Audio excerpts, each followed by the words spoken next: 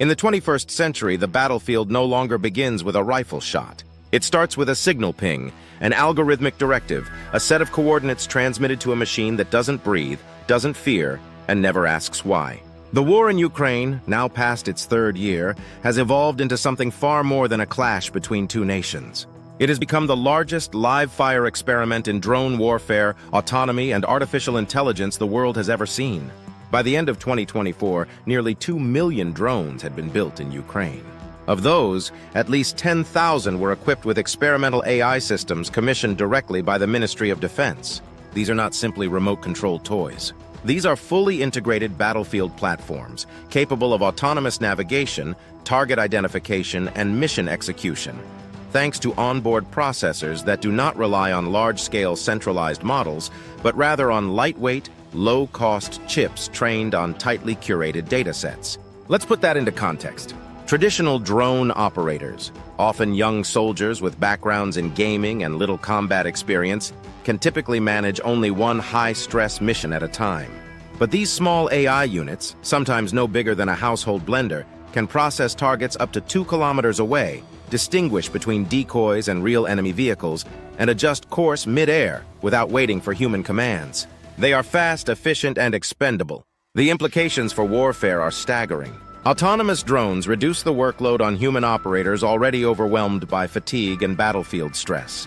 They neutralize one of the oldest truths of war, that killing exacts a psychological toll. With no blood on your hands, just a glowing screen, war becomes something abstract, even sanitized. But there's a cost. These same drones are being piloted, both literally and politically, by distant forces. And here lies Ukraine's paradox. In a desperate attempt to close the military gap with Russia, it has become increasingly dependent on foreign support. First, it was Soviet-era ammunition, much of it ironically sourced from the very nation that invaded. Then came the West's replacement systems, tied to foreign supply chains, costly production lines, and, crucially, digital infrastructure that is not entirely in Ukraine's hands. Enter Elon Musk. When he publicly declared that Ukraine's entire front line would collapse without Starlink, he wasn't exaggerating. As he put it, "My system is the backbone of their army. If I turned it off, the whole line would fall." His words rattled not only Kyiv, but Warsaw, Brussels, and Washington. When Polish Foreign Minister Radoslaw Sikorski threatened to cancel contracts, Musk snapped back. "Calm down, little man. You pay a fraction of the cost. There is no Starlink replacement." This dependency prompted Ukraine to pivot. Its defense tech sector began to develop proprietary AI systems that could be deployed independently across drones, ground turrets, and naval vessels without relying on foreign software vendors. The focus shifted toward modularity, allowing AI code to be installed on everything from cheap first-person view aerial drones to long-range attack vehicles and sea-based mini-subs. No Chinese parts, no American backdoors. And the results? Remarkable. Ukraine's drones have struck targets as far as 700 kilometers inside Russian territory, from Moscow itself to Engels 2 Air Base on the Volga. Naval drones have sunk or disabled parts of the Russian Black Sea Fleet, forcing Moscow to abandon strategic locations like Snake Island and withdraw vessels from Sevastopol to safer waters in Novorossiysk. This strategy, known in military doctrine as A2/AD or anti-access/area denial, has allowed Ukraine, with no traditional navy to speak of, to deny Russia control over entire sections of the Black Sea.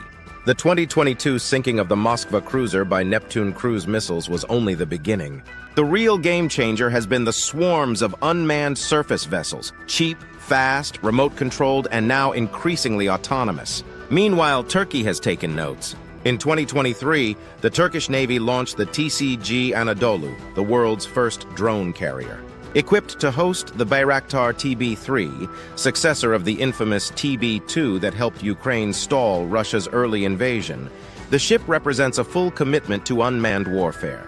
Ironically, the vessel was originally designed to host American F-35 fighter jets. But Musk might agree with the Turks. The age of manned jets is closing fast. Musk, in fact, has made that prediction explicit. Speaking at West Point, he declared, "When you build military drones, you build Terminators. They must be autonomous. If you're facing a swarm of drones, a human pilot is just a liability. Drones are 10, maybe 100 times easier to build than fighter jets. You can afford to lose drones. You can't afford to lose pilots. He's not alone in thinking that. The future of warfare, for better or worse, is unmanned, software-driven, and ever more autonomous. What's happening now in Ukraine is not merely a regional conflict. It's a test bed for the next generation of military technology. AI is not replacing soldiers yet, but it's replacing their tasks, their roles, and increasingly their place in the kill chain. So what happens next? As Ukraine continues to develop its own AI-powered systems, a critical question looms. What will become of the thousands of drone operators once the war ends? Will they be absorbed into a new post-war defense infrastructure? Or will they become mercenaries, sought after by foreign states or even non-state actors? After all, the world's next battlefield might not be in Eastern Europe. But the expertise? That's already here. The age of the autonomous drone has arrived. The real war isn't just about territory anymore. It's about who controls the software, the networks, the algorithms, and ultimately the skies.